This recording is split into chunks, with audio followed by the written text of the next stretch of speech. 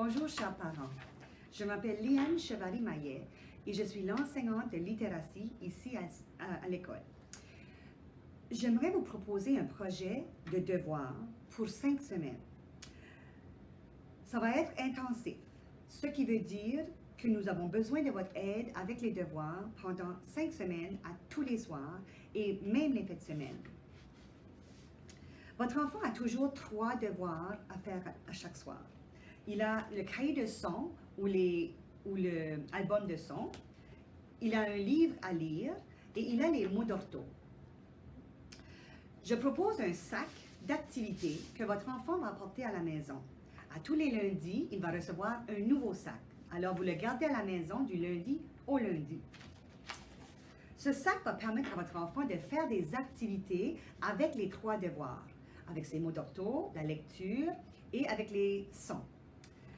Si vous avez des questions, n'hésitez pas de contacter l'enseignant ou l'enseignante de votre enfant et elles me poursuivront le message, ou bien vous pouvez me contacter au courriel juste ici au tableau. J'essaierai de répondre à toutes vos questions et c'est très important que vous me contactiez si les devoirs prennent trop longtemps. Le but, ce n'est pas de faire trop de devoirs et ne pas frustrer les enfants, mais de bien avoir du plaisir et voir à ce que votre enfant, apprenne tout en s'amusant. Merci de votre support et de votre coopération. Je crois vraiment que ce projet va donner un grand coup de pouce à votre enfant. Maintenant, je passe à travers toutes les activités pour vous aider à mieux jouer les jeux. Alors, si vous avez besoin d'un tel jeu, vous pouvez avancer jusqu'à ce que vous trouviez le jeu que je suis en train d'expliquer. Tous les sacs contiennent un duotone comme ceci, et ça, c'est pour vous, les parents. La première page vous indique qu'est-ce que je viens tout juste de vous dire. Ensuite, lorsque vous tournez, vous allez voir un horaire. Ici, vous avez un horaire. Ce que vous avez à faire avec votre enfant le lundi, mardi, mercredi et même vendredi, samedi et dimanche. Mais il faut bien s'entendre que la fin de semaine, ça sera beaucoup moins lourd.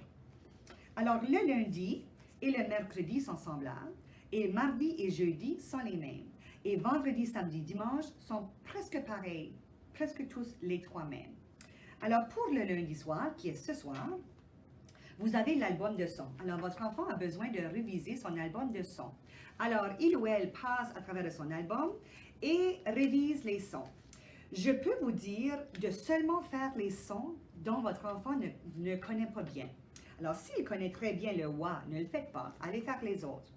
Ou, puisque vous avez l'album de son à faire lundi, mardi, mercredi et jeudi, vous pouvez choisir de faire 1 ou 2 pages ou 3 pages selon combien de pages votre enfant a dans son album. Alors, 1 ou 2 pages le lundi, 1 ou 2 pages le mardi, 1 ou 2 pages le mercredi et 1 ou 2 pages le jeudi. Mais vous faites ça comme vous voulez. L'album de son. Ensuite, sur l'horaire, ça dit mots d'ortho, jeux, mémoire. Alors, pour que les mots d'ortho deviennent plus amusants, parce qu'on peut les apprendre juste comme ça, les lire comme des cartes, mais ça vient plate. Alors, on peut faire des petits jeux. Et je vous ai préparé un jeu de mémoire pour jouer aux mots d'ortho le lundi. Alors, ce sont le petit sac avec les cartons orange et vous avez les mots d'ortho du mois de janvier. Maintenant, moi, j'ai seulement mis les mots d'ortho de janvier. Vous allez avoir dans le sac des cartons blancs comme ceci et vous pouvez écrire les mots d'ortho de ce mois, de cette semaine, de la semaine prochaine ou de la semaine passée, tous les mots qui ne sont pas ici. Mais si vous voyez que votre enfant ne connaît pas encore les mots d'ortho du mois de janvier, on peut travailler les 2 ou seulement janvier. Ça reste à vous. Alors, vous faites un jeu de mémoire et encore là, vous pouvez choisir combien on met. Alors, tu peux trouver les paires et seulement mettre 10 paires.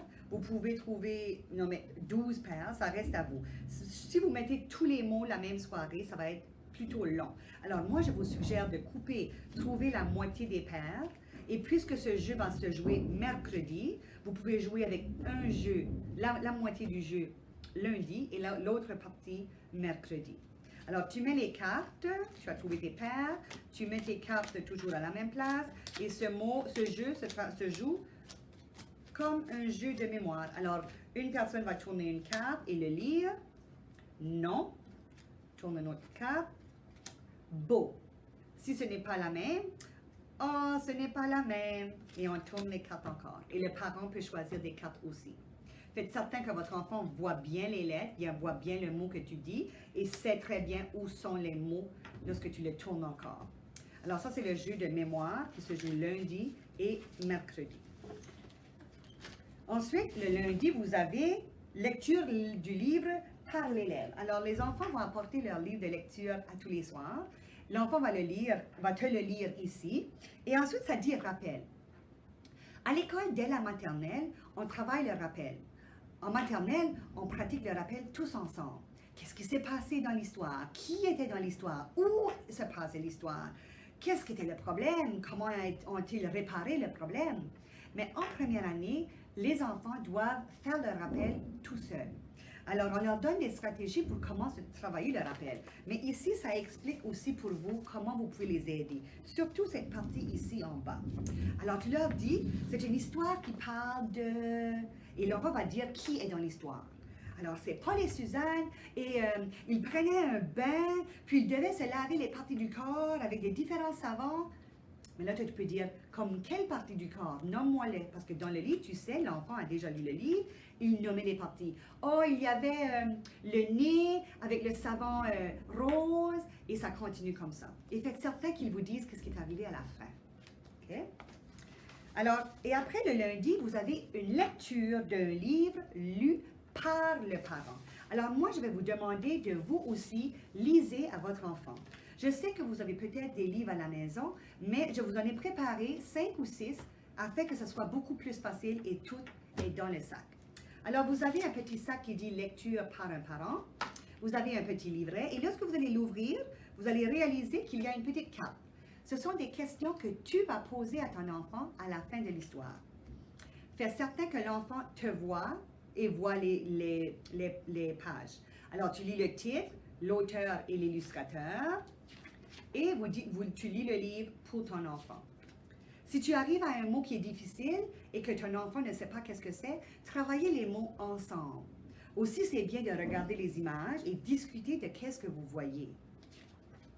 Ah, comment haut elle saute ici? Pourquoi elle saute haut comme ça? Ah, elle a besoin de sauter haut parce que le panier est haut. Ah, ok.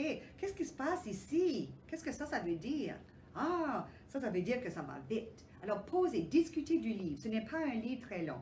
Et après, posez-leur les questions sans regarder le livre. Mais s'il a besoin de regarder dans le livre pour répondre, c'est bien correct de le faire regarder. Mais essayez de faire les questions sans voir le livre, afin qu'il se rappelle ou elle se rappelle très bien. Ça, c'est pour le lundi, et le mercredi est exactement le même. Le mardi, l'album de son, la même chose. Mais le mot d'ortho, c'est un jeu de course. Vous avez dans le sac un jeu de course comme ceci, que vous allez utiliser avec les cartes du jeu de mémoire. Alors, vous avez besoin des cartes du jeu de mémoire placées juste à côté. Vous avez besoin de 2 pions et un dé qui sont tous dans le sac aussi. Alors, vous commencez le jeu en haut et quelqu'un roule le dé. 1, 2, 3, 4, 5. Où est-ce que votre enfant ou vous avez arrêté? On a arrêté sur un 2. L'enfant ou toi doit choisir le nombre de cartes. Alors, je choisis 2 cartes. Aussi, et les lire. Maison. Si je suis capable de les lire, je les garde. Si je n'ai pas été capable de le lire, je le remets dans la pile. D'accord? Et c'est le premier qui arrive à la fin qui gagne. Jeu de la course. Mardi et jeudi sont exactement les mêmes. Alors, je passe au petit jeu de la fin de semaine. À la fin de semaine, vous avez les sons. Alors, on joue un jeu de sons, mais ce n'est pas l'album de sons. Le jeu de sons de la fin de semaine, c'est celui-ci. Alors, pour jouer ce jeu, vous avez besoin d'un dé. L'enfant roule le dé, c'est 5. Alors, il cherche le numéro 5 et il doit lire les sons qui sont ici. Au début, ça peut aller très lentement, mais au fur et à mesure que vous jouez, il peut le lire plus vite. E, heure, heure. OK, il roule encore. 1. Alors, il lit tous les sons du 1. En, o, o. OK? Alors, ça, c'est le jeu du son qui va aller très vite. Ensuite, vous avez le jeu de syllabes. Vous avez la lecture de 2 syllabes. Alors, vous avez un carton ici, des cartons bleus et verts. Et ça, c'est juste comme des cartes. Alors, tu montes les cartes, tu montes les syllabes à ton enfant et l'enfant doit le lire. Maintenant, ne faites pas tout le paquet. Choisissez un petit paquet. Une journée, c'est un petit paquet et tu montres les cartes avec les une syllabe dessus. OK? Alors, c'est juste des syllabes bien simples. Et le dernier jeu, ce journée-là, vous avez un livre lu par les parents avec des questions. Le lendemain, vous jouez la même chose, les jeux de syllabes. Oh, il y a un dernier jeu de syllabes, le jeu 1, 2, 3, je lis. 1, 2, 3, je lis, tu as besoin de ceci, et tu as besoin des cartes pour jouer. Sur les cartes pour jouer, vous avez des lettres, consonnes, et sur les chiens, vous avez des voyelles. Alors, on met les voyelles dans le milieu, où est-ce que c'est numéro 2. On divise le paquet de consonnes, on met un paquet sur le 1 et un paquet sur le 2, et ensuite on tourne. Si tu veux, tu peux jouer avec seulement 2 paquets. Alors, on tourne une carte, on la met là, on tourne une voyelle et on la met là. Alors, tu peux réorganiser tes cartes si tu veux. Et l'enfant doit lire qu'est-ce que la syllabe. F. Ensuite, le prochain qui joue peut choisir de tourner une consonne ou une voyelle. Alors, et le lit. V. Le prochain peut tourner une autre consonne encore. Ne. Ah, le prochain veut tourner une syllabe. Na. Mais si tu vois que ça c'est très facile pour ton enfant, tu joues avec 3 cartes. Tu tournes une 3e carte. Nage. La personne qui le tourne choisit quelle carte elle tourne pour changer la syllabe. Nuge. Puge. Et